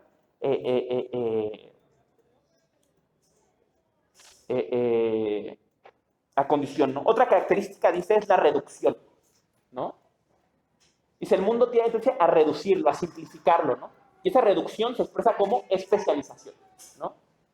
Ya la gente no se asombra, sino reduce todo a lo más específico, ¿no? Oh, ya viste, mira qué hermosa es. Ay, no, es que mira, es que ese árbol es tan, ¿no? No, es que la arquitectura en las islas, no, o sea, no, güey, o sea, mira, ¿no? Mira qué increíble. Y aquí toca un tema sobre los acantilados de mármol, ¿no? Él dice, en un momento, habla el soldado, ¿no? Dice, llegó un punto en que nuestras exploraciones fueron tan profundas que descubrimos que había una fuerza fundamental en la naturaleza, una especie de orden último. Y nos dimos cuenta que ya no tenía sentido escribir, que ya no tenía sentido documentar nuestros descubrimientos, que bastaba con contemplar, ¿no? Que la naturaleza se explica, o sea, que no había más que decir de la mosca que volaba, no había más que decir del árbol que crecía, ¿no? ¿Qué explicación le íbamos a dar, ¿no? Esta idea de reducción, y dice, Y en la especialización y la reducción, su contracara es la desaparición de lo maravilloso. ¿No? Donde todo está especializado, se pierde lo maravilloso. ¿No? Otro síntoma del nihilismo, ¿no? Es la desaparición del arte y del erotismo. ¿No? Dice la depresión del erotismo. ¿No? Y pensemos este match, ¿no? Caos, erotismo, borrachera. ¿No? Estas dimensiones son peligrosas, ¿no? Y pensemos, con todo respeto a quien guste de estas aplicaciones, ¿no? En cómo las aplicaciones de citas, Tinder, Grindr, ¿no? Bumble, tienen esa estructura mecánica, ¿no? Mira, yo te ofrezco esto. Estas son mis capacidades. ¿Te interesan? Es lo mismo que o sea, ¿quién no tiene un perfil de LinkedIn y de Tinder también, ¿no? O sea, es el mismo modelo, ¿no? Y parece sin duda una demerización del erotismo, ¿no? Aquí yo siempre recuerdo el caso, me encanta, ¿no? De 1984, ¿no? En 1984 se da Winston, ¿no? Funcionario del partido, de alguna forma abrumado, ¿no? Empieza dedicado a corregir la historia, ¿no? Se dedica a borrar los hechos y a modificarlos. Empieza a cuestionarse, ¿no? Y tiene varias experiencias de guiño, ¿no? Y ve varias fugas, ¿no? Y una de ellas, no recuerdo el nombre él está pensando, ¿no? Como en contra del partido. Tiene un sueño, creo que tiene un sueño, no recuerdo. Pero empieza esta rebelión en su mente nada más contra el gran hermano, ¿no? Y un día una chica se le acerca y le deja una nota. Y dice, yo temí porque pensé que me había descubierto. Pero le dijo que le gustara, ¿no? Dice, y entonces, después de un tiempo, acordamos una cita fuera de la ciudad, ¿no? Y en esta cita, dicen, él tenía hijos, ¿no? Pero decía, en esta época, dice, los hijos es más producto. Dice, el sexo es la dura labor para producir funcionarios del partido, ¿no? O sea, es un medio, dice. Y entonces, no recuerdo exacto el diálogo, pero es algo así como, dice, ¿has tenido sexo antes fuera del permiso del partido? Y ella me dijo, sí. Y le digo, ¿con gente del partido? Sí. ¿Lo has hecho muchas veces? Y le dijo, sí. Dice, fue lo más bello que oí. Dice, quería decir que el erotismo seguía existiendo y que todo esto no era más que un mito que yo por idiota me creía, ¿no? Y que entonces el partido todo el mundo cogía con todo el mundo, ¿no? Eso era maravilloso. Y en un momento ellos pelean, ¿no? Y él le dice, es que tu revolución nada más la tienes entre las piernas. Y él le dice, sí, ¿no? Sí. Mi herramienta de rebelión es esa, ¿no? Y finalmente, bueno, caen, son atrapados justamente en este cuarto en el que se encontraban, ¿no? Pero esta rebelión del erótico y otra dimensión, ¿no? En la que él habla. Dice, el mundo del partido existe entre los funcionarios, pero la prole, la plebe, ellos están aparte, ellos viven su vida normal, ¿no? Y ni se enteran, ¿no? Y es esta idea del caos, ¿no? Que también, por cierto, habla en la emboscadura Yunga del lumpen, ¿no? Estos personajes odiados por los discursos obreristas, ¿no? La gente que vive, tianguistas, pepenadores, todas estas personas que no son obreros mamados y ortodoxos, ¿no? Dice, esta gente, dice, son el mayor peligro porque no se gobierna por el mundo del trabajador. Dice, ¿cómo opera la lumpen? Como hordas. Son lo más peligroso, ¿no? Y pensemos, ¿no? Por ejemplo, los intentos de hacer operativos en Tepito, ¿no? Ponen en jaque a la policía, ¿no? Y operan así, ¿no? O sea, tienen toda una infraestructura que está al margen de esta lógica, ¿no? Bueno, ahora en mi tierra adoptiva de Tláhuac, ¿no? Los linchamientos, ¿no? Se vive esta experiencia, ¿no? Estos sectores tienen su propia forma de hacerse justicia y de defenderse, ¿no? Y que están por encima de toda institucionalidad, ¿no? Y que al final doblegan a la institucionalidad, ¿no? Cuando fue hace un par de años el acontecimiento que encontraron a Fátima, ¿no? Su cuerpo ahí en Tullehualco, no se difundió mucho, pero hubo una revuelta, ¿no? Y entonces yo llegué, ¿no? En la bicicleta, ¿de acuerdo? Llegué a Tulle y bueno, quien conoce por ahí, está la gasolinera que hace años está cerrada y más allá está la entrada neurálgica del punto, ¿no? Que controla la entrada de Tláhuac a Tullehualco, de ahí hacia los pueblos de Mixquic y hacia Milpalta y Xochimilco, ¿no? Si tú cierras esa T, paralizas toda esta zona de la ciudad. Y entonces estaba tomada por los conductores de combis que estaban ahogados de borrachos. O sea, y entonces yo pensé esto que decía Junga, ¿no? Dice, así opera. La gente, ¿cómo lo hizo? Cerramos y saca, y empezar a chupar, ¿no? Y está tomado, ¿no? Está lejos de esta idealización de las barricadas de la Comuna de París, ¿no? Pero funcionan igual de bien, ¿no?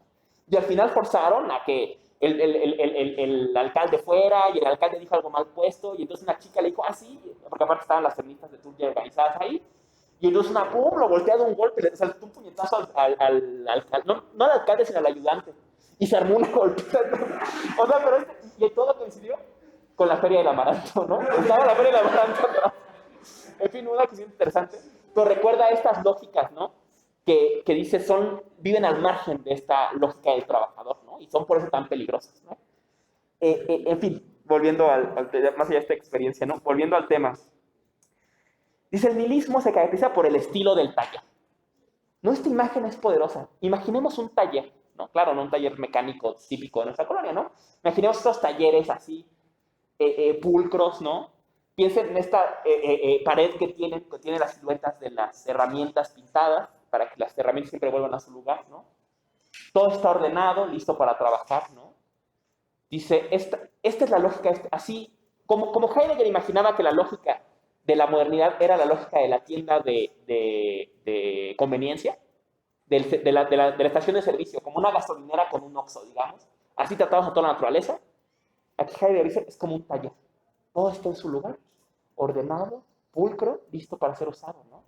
Y con todo se revela, claro, todas estas formas de caos, ¿no? Dice el problema, ¿no? Es que estamos en una época en que el nihilismo se convirtió en estado normal, ¿no? Lo raro es lo otro. Por eso nos parece que lo otro es el nihilismo. Y no es que el nihilismo es esto, ¿no? El nihilismo es esta normalidad, ¿no? Decía hay un texto muy bonito que escribe una chica en no recuerdo su nombre, bueno, es que es anónimo. Lo escribe en las revueltas de, de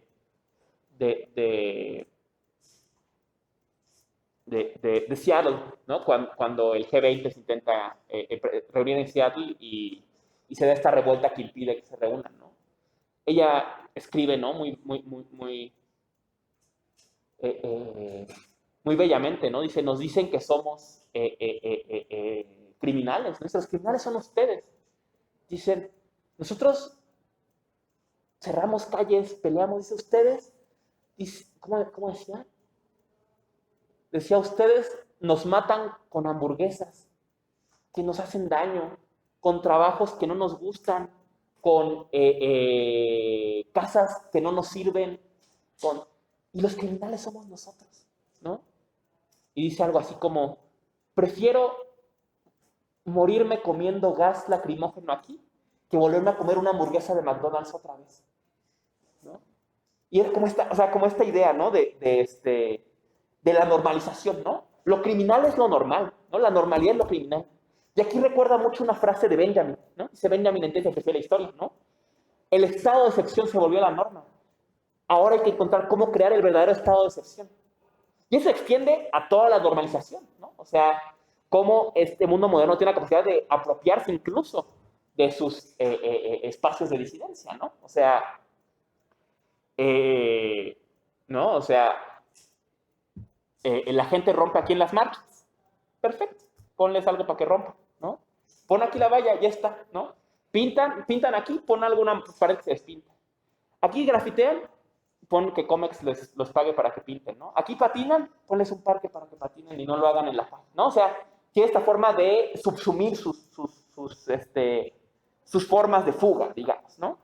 Y dice Junga, y aquí usa su imagen, ¿no? Por eso se llama sobre la línea del texto, ¿no? Dice, estamos llegando hacia el punto, hacia el meridiano cero, entre el fin de este mundo y el inicio de otro. El problema es que estamos tan avanzados que las coordenadas viejas ya no sirven y tan lejos del nuevo inicio que las nuevas todavía no se echan. Estamos en el punto cero y pensamos esta imagen tan poderosa, ¿no? Estamos sobre la línea cero, ¿no? Antes, donde este mundo ya acabó sus posibilidades y todavía el nuevo no lanza las nuevas, ¿no? Esta imagen, ¿no? Entre las dos, la España que muere y la España que bosteza, ¿no? De aquí va el guiño, ¿no? Dice, Dice, es aquí donde puede acontecer la donación de ser, ¿no? Aquí está apropiado su concepto de Heidegger, ¿no? Donde el ser se da y de esta donación nos dé para pasar la línea, para echar nuevas categorías, digamos, ¿no? Para echar nuevas líneas, ¿no? Y después terminará con una imagen bíblica, ¿no? Dice, podemos asimilar a la modernidad al Leviatán. Dice, es como este monstruo gigante que está por todos lados. Junga decía en sus diarios, el espíritu que movió mi primera época fue lo que llamé el corazón aventurero, que es el deseo de buscar un lugar a donde la modernidad no hubiera llegado. Pero por más lejos que fui, nunca encontré uno. Dice, reconocí que el Leviatán era este monstruo gigante, ¿no? Estaba en todos lados, ¿no? Pensemos, claro, en el Leviatán de Hobbes también, ¿no? Pero, dice, el Leviatán circunda los jardines salvajes, ¿no? Y aquí es una imagen muy poderosa, ¿no? Y que empieza a la imagen ya para cerrar de la emboscadura, ¿no? Estos jardines que no logra dominar, ¿dónde no logra dominar? Dice, en el mundo del erotismo, en el mundo de lo maravilloso, en el mundo de la filia, de la amistad. Dice, ay, no puede. Mientras haya estos jardines, no ha vencido totalmente, ¿no? Pero cuidado, porque el Leviatán habita en un desierto, y aquí en la imagen de la certificación de Heidegger también, ¿no? Y quiere volver todo desierto, dice, pero estos pequeños espacios de resistencia, ¿no? Nunca termina de subsumirlos, ¿no? Y a la vez que en todos lados está el Leviatán, en todos lados hay estos pequeños jardines, ¿no? Estos pequeños espacios que no están subsumidos a la dinámica del nihilismo, ¿no? Entonces el nihilismo tiene su contra todo el tiempo, ¿no? No termina nunca de reducirse, ¿no? Y son justamente lo que llaman estas tierras salvajes, ¿no? El bosque, digamos, ¿no? Y ya con eso, para terminar, brevemente vamos a la emboscadura, ¿no? Tratados con la emboscadura, decíamos de 77, ¿no? En este texto, Junga intenta lanzar una propuesta, ¿no? Empieza con emboscarse, ¿qué es? Emboscarse es ir al bosque, ¿no? En los pueblos nórdicos, cuando alguien violaba una ley, en vez de matarlo, se le emboscaba, se le enviaba a vivir al bosque, lejos de las normas de la sociedad, a encontrárselas consigo mismo, ¿no? Y esta imagen la hemos visto tal vez en películas, ¿no? De que se le manda al bosque, ¿no? Al emboscado. Y él empieza a imaginar esta imagen del emboscado, ¿no? Y él las imagina desde la experiencia del nacionalsocialismo. Dice, el nacionalsocialismo llegó al poder a través de las urnas, ¿no? Ganaba en votaciones y su forma de sostenerse en el poder fueron los plebiscitos, ¿no? Como el que vamos a hacer en unas semanas aquí en México, ¿no? En que Hitler ponía a decisión si querían que siguiera, ¿no? Plebiscitos que ganaban normalmente por el 98%, 97%, ¿no? Dice Junga, dice, y eran votaciones sin sentido, igual que la que vamos a hacer en unos meses, en unas semanas, ¿no? Porque todo el mundo sabía qué iba a ser el resultado, ¿no?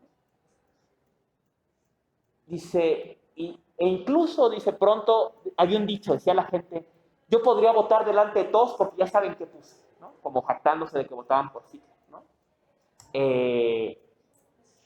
Decía Junga. Entonces el 98% votaba por Hitler. Dice, normalmente, dice, obviamente esas acciones no eran válidas, o sea, se hacían solo simbólicamente, ¿no? Pero decía, había quien no. Dice, ¿qué acto más tonto? ¿De qué sirve votar contra, no? O sea, ¿de qué sirve ir a las urnas y votar contra Hitler? Sabes que Hitler va a ganar y que no hay forma de que pierda. Y más aún, votar es un acto peligroso. ¿Qué tal si alguien te ve? Aquí volvemos a la al imaginario de 1984.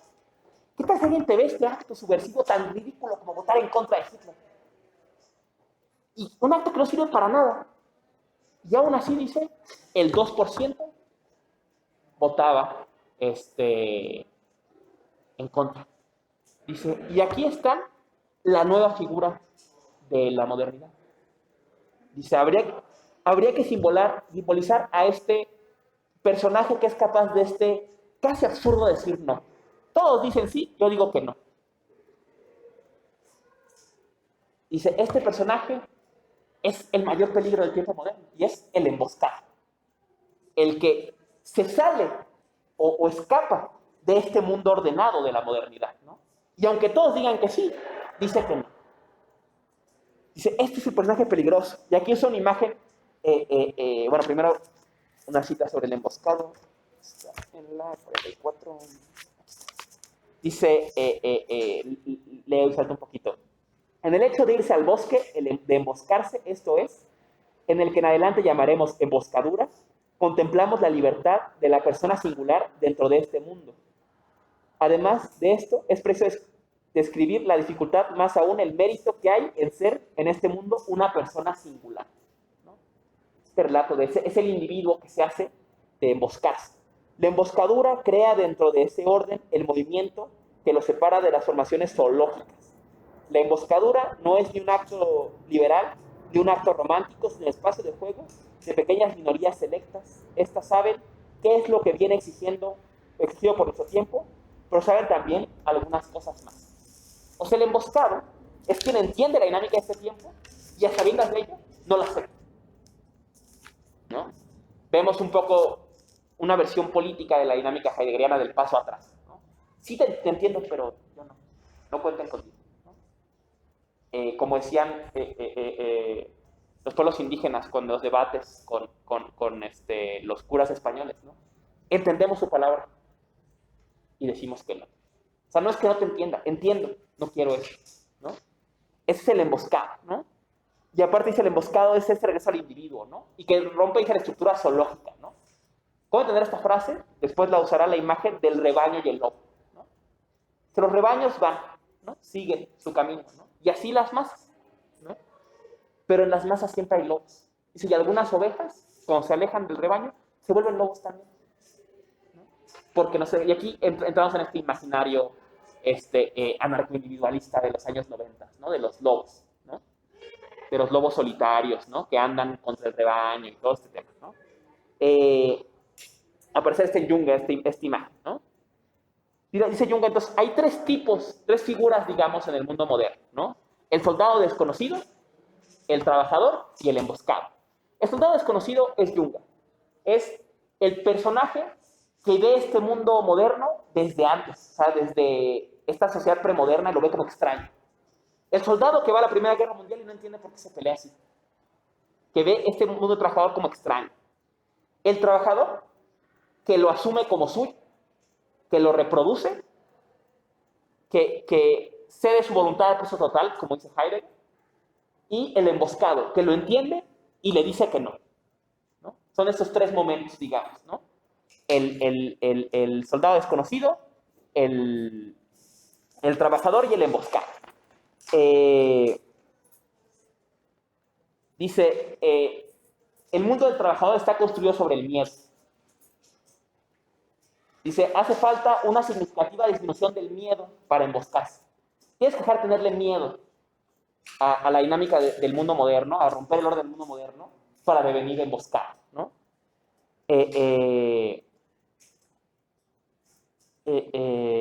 Remata aquí, ¿no? Con esta imagen del mito del David, ¿no? Que ya hablamos, ¿no? Rescata este mito bíblico, ¿no? Como dice el emboscado es David contra Goliat. El Leviatán te excede por mucho. Y una piedra no va a lograr gran cosa. Una votar no logra gran cosa. Pero es solo ese acto de yo no, de disminución del miedo, que ya es un acto peligroso, ¿no? Y Jung va a dar algunos ejemplos modernos, ¿no? Habla de un socialdemócrata que se enfrenta contra la guardia de la SA cuando querían irse por sus vecinos judíos, ¿no?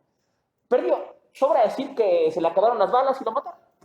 Pero solo el hecho que lo hiciera ya fue un acto, ¿no? O sea, esta imagen de internet, ya cliché, ¿no? De que está todo el mundo saludando a Hitler y hay alguien que no lo saluda, ¿no?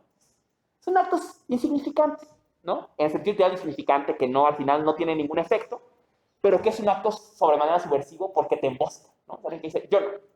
No sé, pero yo no, ¿no? O sea, y remata con dos cuestiones, ¿no? Dice, el emboscado, y que es, por cierto, el epígrafe del libro, ¿no? Un epígrafe muy sugestivo, ¿no? Dice, el epígrafe, aquí y ahora, ¿no? Dice, ¿dónde está el emboscado? Aquí y ahora. Su único momento es aquí y ahora. Emboscarse entonces sería un acto, ¿no? Y pensamos, ¿no?, en la novela que acompaña, Eumesby, ¿no? El anarca se embosca en el acto de atentar contra el cóndor. O sea, al atentar contra el cóndor tiene que huir al bosque, ¿no? Entonces, podríamos usarlo como un acto. Claro, ¿no? Vemos estas pistas jungerianas, ¿no? Que a la vez dicen mucho sobre las discusiones políticas de crítica a la modernidad del final del siglo XX y del XXI, también en una extrema ambigüedad, ¿no? ¿Quién es el emboscado de Yunga? No sé, ¿no? El emboscado de Yunga es la gente que ahorita está organizando en Ucrania para defender sus casas, que no defiende un gobierno sino sus casas. Son los terroristas que ponen una bomba para defender sus creencias. Son los defensores de la maga de Trump, ¿no? Que se apropian mucho de esta narrativa, de nosotros somos individuos, ustedes son un rebaño que siguen, nosotros nos cuestionamos, ¿no? O sea, ¿quién es el emboscado? ¿Quién sabe, no? Junga deja estos guiños, ¿no? Lo que queda claro, ¿no?, un poco es que igual que Heidegger, ¿no? Recordamos este momento de Heidegger, ¿no?, que dice, ¿cuál es la política propia de la época de la técnica? Dice, esa pregunta es crucial y yo no sé la respuesta, ¿no? Parecía intentar hacer un guiño negativo, ¿no?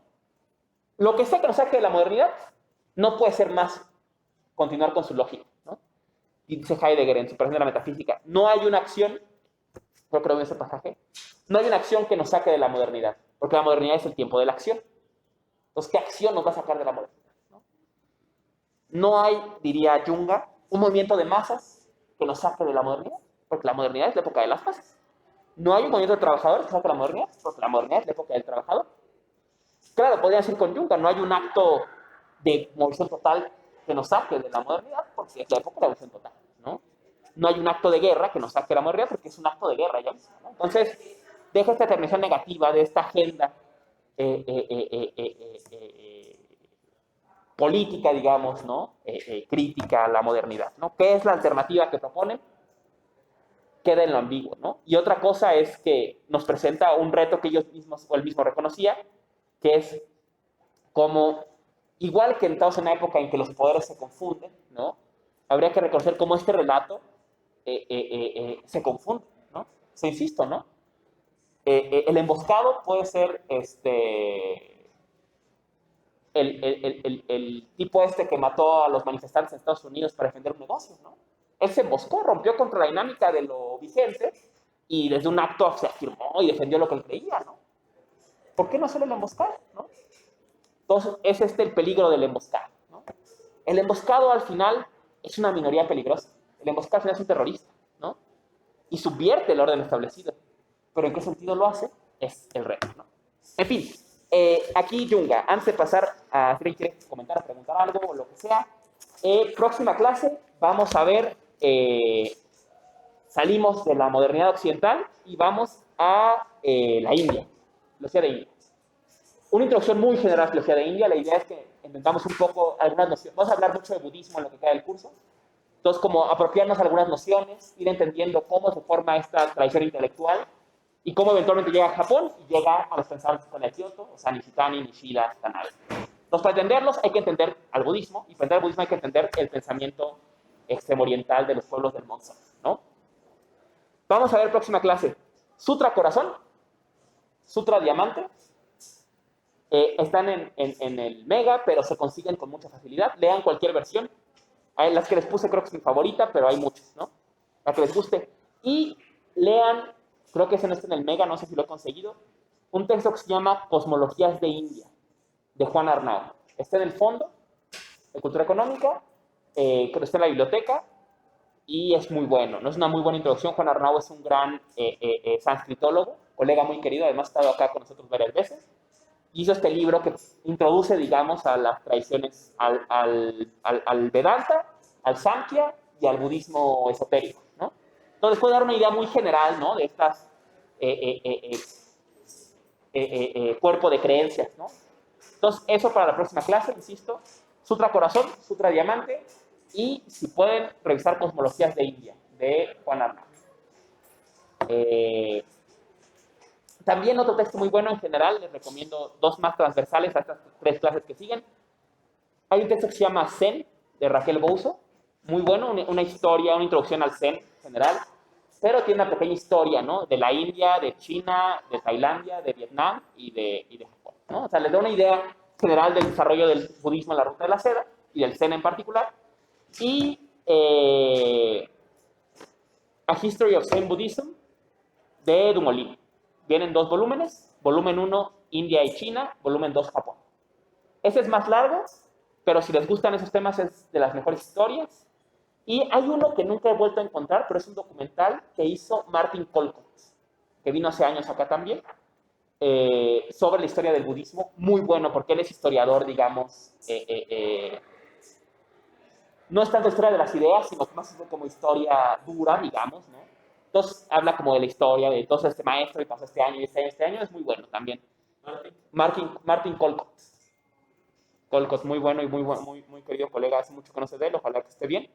Pero también ese Colcott, si ven algo, busquen a Colcott, YouTube, no he encontrado, pero tal vez ya se subió ese documental que hizo. Muy bueno. Entonces, ya. Termino esta transmisión, nos vemos la semana que viene acá.